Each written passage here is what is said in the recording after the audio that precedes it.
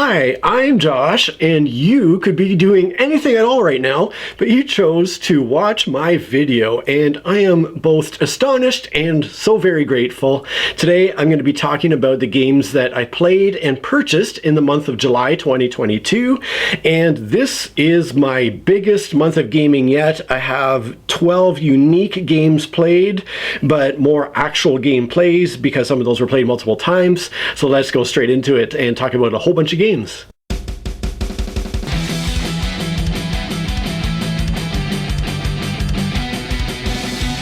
This first game I'm not going to spend much time talking about because I've already talked about it a bunch in previous months, and that is Magic the Gathering. I got a chance once again to play this a couple of times throughout the month of July. I did a bunch of sort of freshly opened pack drafting style that I talked about last month, and of course had a lot of fun. I rate this game 7.5 out of 10.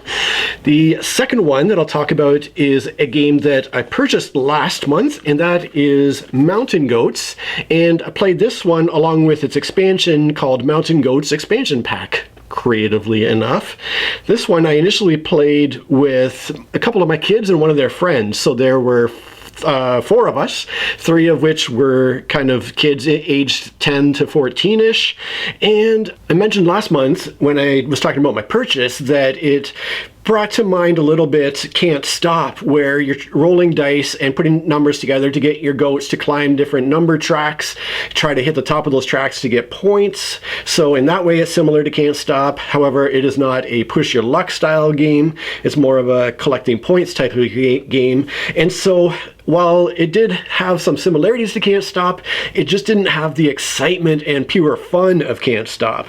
So I ultimately rated Mountain Goats 6 out of 10. The expansion did help to add at least one other interesting feature to the game, but overall I thought it was just kind of an okay game. Even my 12-year-old boy commented that there's not really a lot of strategy in this game. It's more rolling the 4 dice and putting them together in such a way as is best to move your goats up whatever tracks you want to move them up, and other than that there's not a whole lot of strategy involved. So it's kind of a fun game. What really gives it the bonus kick to put it at 6 out of 10, I admit, is partly the production values of the game. The meeple goats are these big chunky wooden goats that are just so amazing, and the dice, I'm a sucker for dice, so I really like the blue dice that are in this game too. So overall the production values of the game definitely help with the enjoyment to a certain extent. It might be a touch lower if the components were rather poor, but you know, it is what it is, and I'm a sucker for aesthetics too. Next up is an old favorite. In particular, it's one of the favorite games of my 12-year-old son, and this is Jäger und Sammler, or Hunters and Gatherers. I've talked about it in previous months as well, so I won't dwell on it. It's kind of like the designer, Rainer Knizia, took the game Hey That's My Fish and expanded it and added some other interesting elements to the game, and I've always really enjoyed it. I had previously rated the game 7.5 out of 10. I lowered it just half a mark to 7 out of 10 just as the game ages. It feels a little bit like the ideal game would be somewhere halfway between this one and Hey That's My Fish. Hey That's My Fish is extremely simple and extremely fast. Jäger und Sammler is still quite simple. There is more to it, like I said, but it plays a little bit long, and the double setup time kind of slows down the gameplay a little bit. I would love to see something that's kind of in between those two games, but it's still a fun game. Like I said, my older boy really loves this one in particular and still requested it on a regular basis. This other one is a game that was requested by my 10-year-old, and this is Looney Quest, a game where players are looking at a board that is laid out to generally have players draw a map on their own sort of clear acrylic piece sheet and then overlay it over top of the board to see how their line matches up with touching certain spots for points or avoiding hazards that are on the board or gaining little bonuses. So it's one of these sort of, you know, draw your lines and then overlay it and see how you did, which makes for a very simple but quite fun experience. I played this 2-player with my son. I rate the game 6 out of 10. It's a fun, simple little game to play with kids in particular. It's just a little bit too simplistic to really enjoy it with adult gamers, I think. But that is Looney Quest. Next up is a game that, again, I've talked about in the past. This was a grail game in that I saw Verona Twist. I saw that it was very clearly inspired by the design of Mr. Jack, which is one of my favorite games of all time. I could see how the design of that game inspired the way this game was structured, and I thought I really need to get hold of Verona Twist because of how much I love Mr. Jack.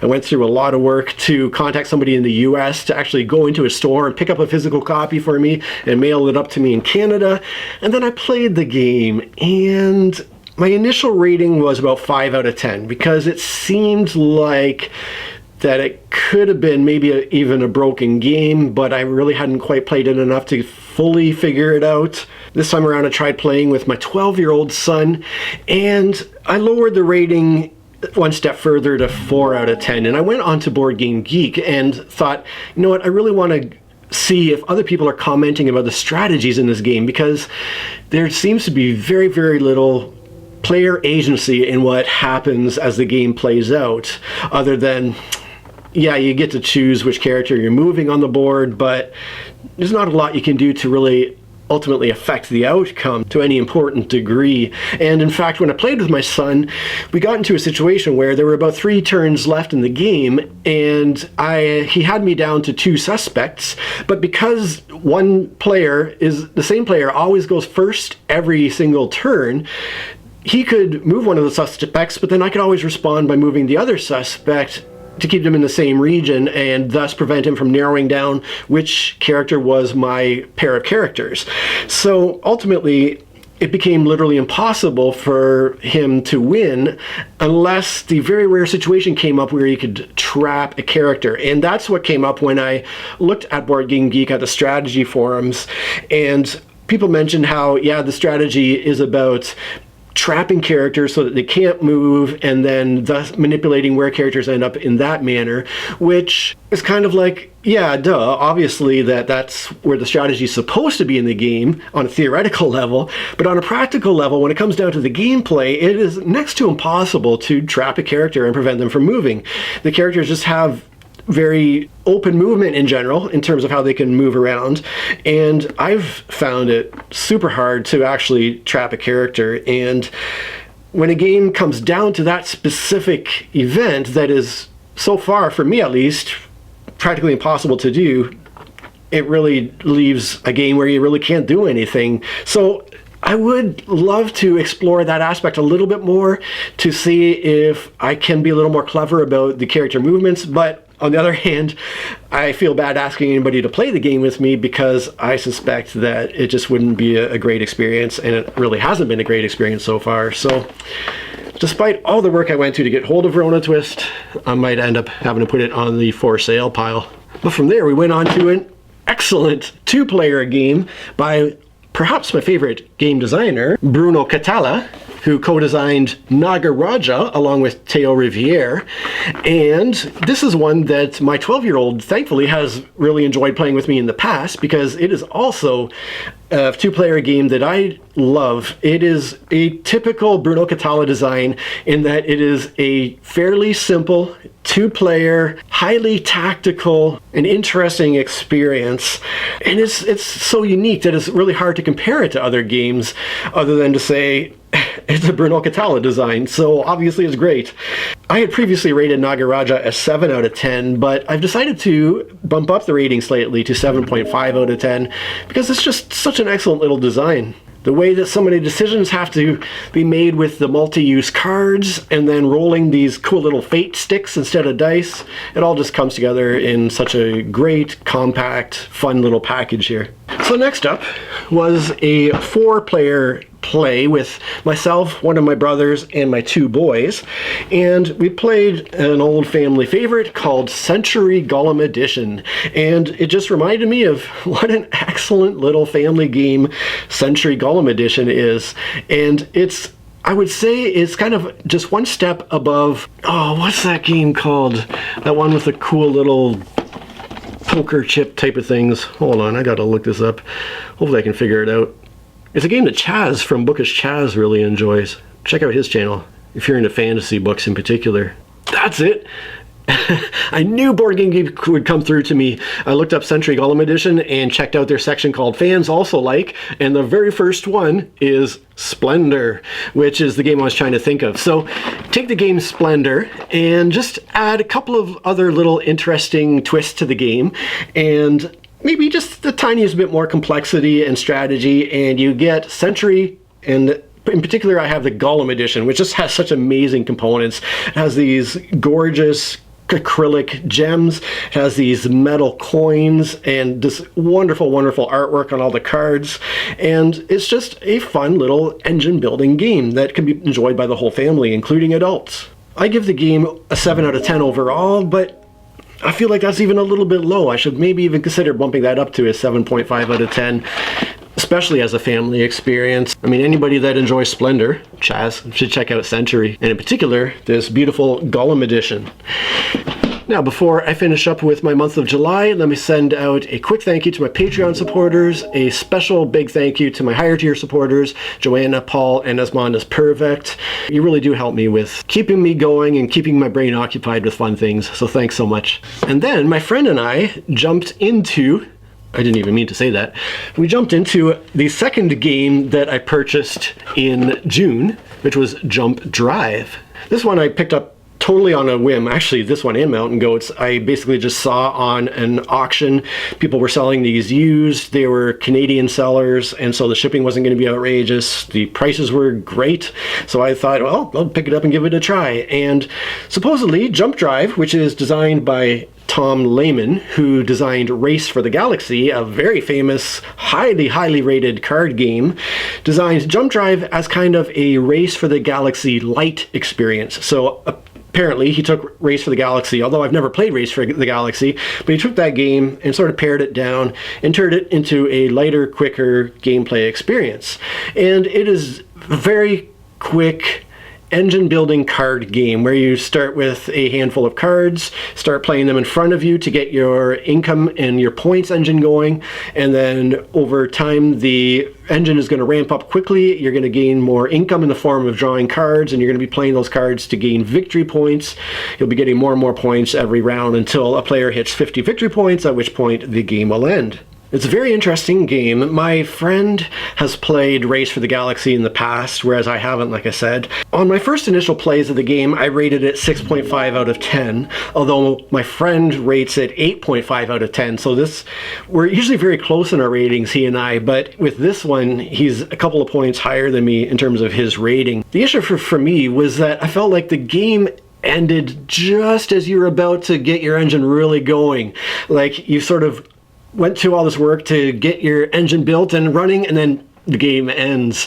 And I even went, again, on Board Game Geek, and I looked up variants, and I thought, are other people thinking the same as me? Do other people want to maybe even play to higher victory points so that you can get an extra turn or two in there to really get your engine going? And it was, I think, correctly pointed out on the website there that, yeah, you could. However, this is not a game where a player who's behind is going to catch up or maybe overtake another player once that snowball gets rolling, because the game after the first few turns really exponentially snowballs, where you start with a little trickle of points, then you got a bunch of points, and then you get a huge number of points, and it's game over. So once those point engines get rolling, you're not going to catch up if you start to fall behind. Those extra couple of turns are not going to make the difference for the person who's trailing in the vast majority of cases. I think it would happen so infrequently that it would probably not be worth adding those couple of extra turns to see how it would work out. So it almost feels like half a game. It sort of feels like you have just got that engine up and running, and you want to play another half a game to play out your engine and make it work and get tons of points, but that's not the game. The game is purely a race to get that engine going as fast as possible and then just build up all those points and bang, get that victory. And it's so in that way, it's meant to just be a real quick, snappy, well under half an hour game. The box lists 20 minutes. Once you are familiar with the game and know the cards that are in the deck here, 20 minutes is a very reasonable play time. However, I will say that in our first several plays, my friend absolutely destroyed me. Like, I don't know if it was his Race for the Galaxy experience that sort of familiarized him with the overall feel of the game. Although I think he does tend to beat me more frequently than I beat him in games too, so there's that. But the thing is, when I get destroyed in a game, it just makes me want to keep coming back for more, because I'm like, there is a puzzle here that I need to solve. And so, yeah, I don't mind getting wrecked and coming back to it again and trying to figure out that strategy. So yeah, we had fun with Ex Libris. And then the next one is one that I don't have, because I was over at that same brother's house who I had played Century Golem Edition with. And he, his wife, and I played a 3-player game of the Isle of Cats, which was all the rage last year or the year before. I think it was last year. And it is another one of these ever so popular polyomino games where you got all these funky shaped tiles that you're trying to fill into your own player board in order to get the most points by the end of the game. I've played a bunch of these type of games. I tend to really enjoy that style of game. There's something very satisfying about the puzzly aspect of fitting those polyomino pieces together. Most recently, I've been playing New York Zoo, which, again, Uwe Rosenberg, this is definitely one of his favorite mechanisms to play around with. And so I ended up enjoying the Isle of Cats. I was surprised by its complexity. There's definitely more going on in the game than I was expecting, and a little bit of a learning curve to it. And there are different little interesting things going on in terms of an economy that you're needing to get going in order to purchase your tiles and make everything work together. And it almost felt like there was a little too much going on for the style of game it was, until we got that play-in, and then everything felt familiar, and it was like, okay, I really feel like it actually works together very well, and I would definitely be ready to jump in for another game at any point. So I really quite enjoyed it. I rated it 7.5 out of 10. I think that's the same rating I gave New York Zoo. I will confirm that and mark it in the video here if I remember.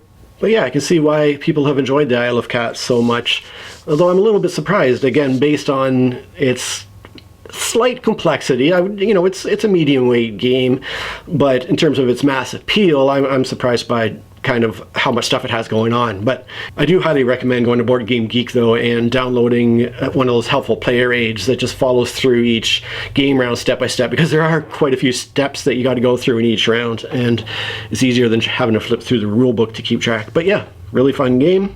And then I'm going to talk about one of the games that I purchased, because we ended up playing it almost immediately after purchasing it.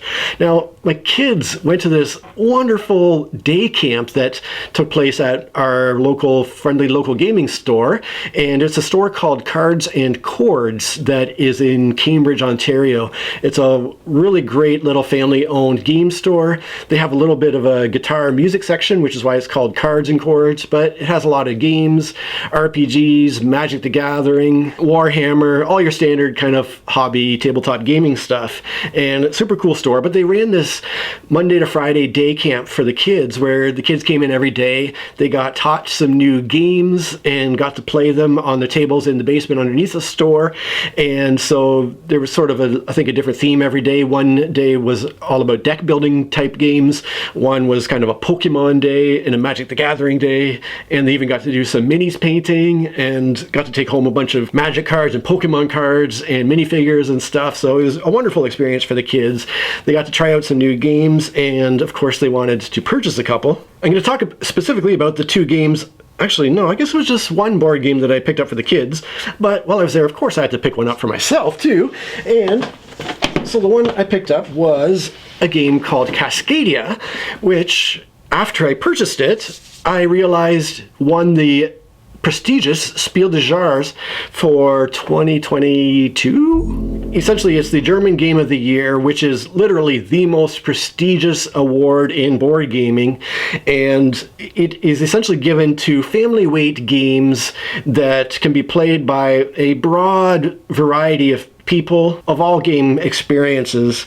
And it's a funny game in that what you do on your turn, you take a tile and an animal, you put the tile next to one of your other tiles, you put your animal on one of the tiles, bang. That's pretty much the entirety of what a player is doing throughout the game, but in terms of the way the animals score points and the landscapes that you're building score points, that's where the real complexity of the game comes into play.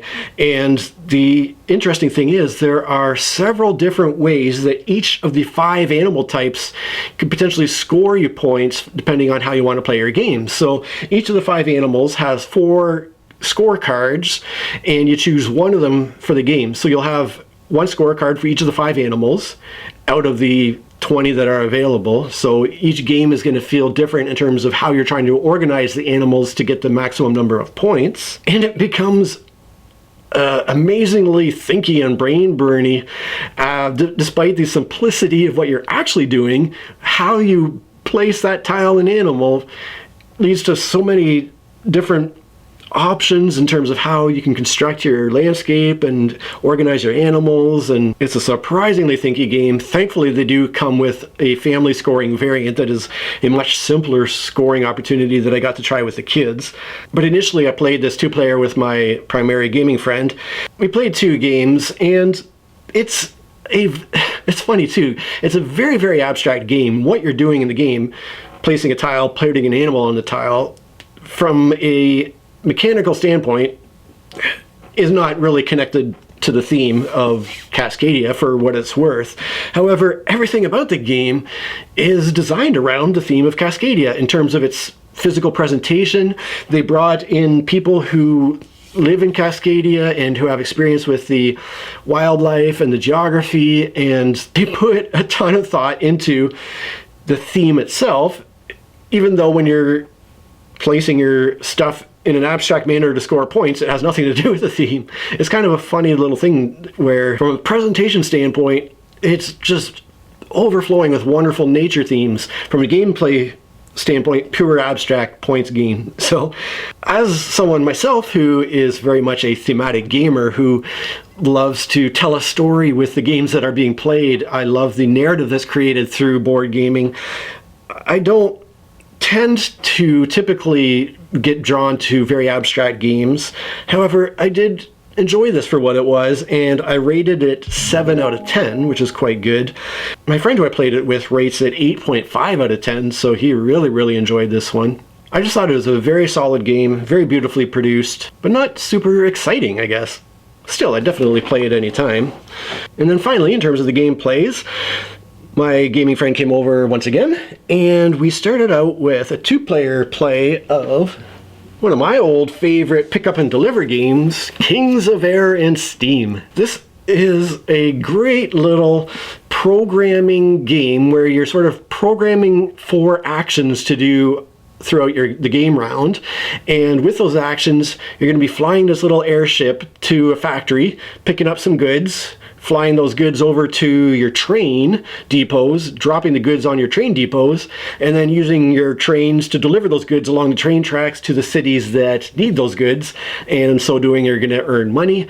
You're going to spend that money on upgrading your airship and your train and your overall engine building capabilities, and also in the process scoring points. This was actually the very first game I ever kickstarted way back in 20-something, and I made the terrible mistake of playing this for my very first time with a full 7-player count, all 7 of us first time totally new to the game, and it was a nightmare, but I enjoyed it enough to come back to it again, and it actually scales really well right down to 2 players. You just build a smaller map and you compete over the resources that are on the smaller map, and it works out very well. I've played this a ton over the years and enjoyed it a lot. Eventually I sort of got to the point where I felt like it was kind of played out and it was needing an expansion, and then expansion went on Kickstarter and I was so excited, and then it failed to fund on Kickstarter and I was like, no, why?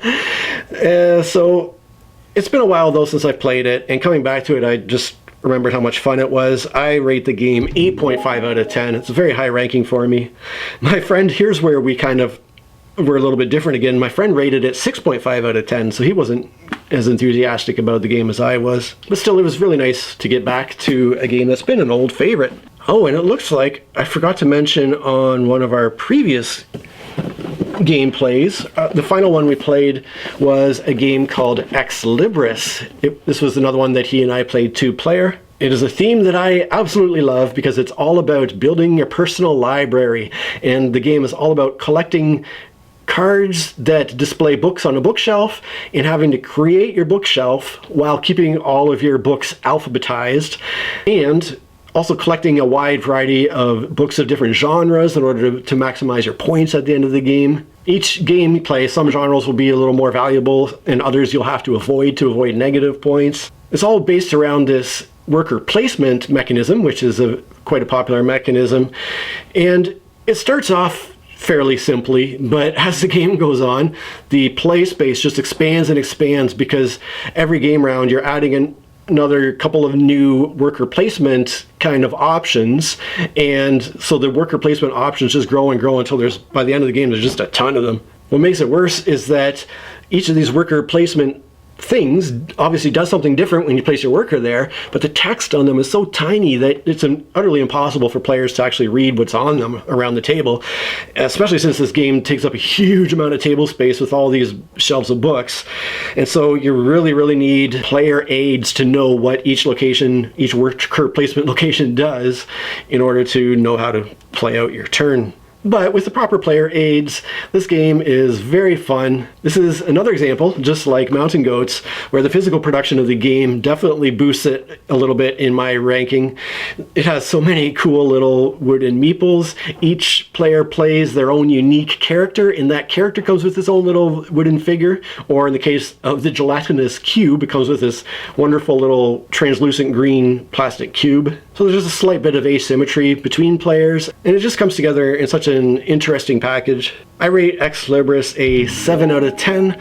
My friend rated it a 6.5 out of 10, so pretty much the same. I wouldn't necessarily teach it to somebody who's new to worker placement games because of how overwhelming the game eventually grows and becomes, but for experienced worker placement fans, it might be one to check out. This is also one of the very few games that I've played solo. I've played around a little bit with the solo mode and had a bit of fun with that, even though solo board gaming isn't really my thing. So finally, let's wrap up with the 2 games that I purchased this month. I've already talked a fair bit about Cascadia and that it was overall a success. I will be interested to see if my kids end up requesting more plays of this, or if it gets bumped by other games. But the other game is one that my 10-year-old requested after playing it during the deck building day at the day camp, and that is Transformers deck building game. We haven't played it yet, and partly because when I just looked it up a little bit online, the overwhelming consensus is that this is an absolutely atrocious rulebook that you literally cannot learn the game properly from, and so I need to sit down and watch at least one how to play video before I start to dive into the rule book, and between videos and the rule book put it all together. It seems like a surprisingly complex game, so I'm kind of surprised that my 10-year-old played it and enjoyed it and wanted to pick it up, but I'm sure the theme had a lot to do with that. So at some point I will dive into those rules and learn the game and give it a try and see how it goes. So that was my July in gaming. Now it's your turn. Tell me how your month went. Have you played any new games recently? Have you picked up any new games recently? Do you have your eye on any games that are upcoming? We're getting into convention season with Gen Con and Essen and that sort of thing, so I'm always curious to see what catches your eye, what's getting to your table, and what you've been enjoying. So please do let me know in the comments. Thanks so much for watching. Holy cow, you made it to the end of this video. That really does mean a lot to me. The other thing that means a lot to me is if you would give it a thumb up or subscribe to my channel, or maybe share this video with one person that you think would enjoy it. Cheers. This first game, I'm not going to spend a much kick. It's kind of like the designer took, hey, that's my fish,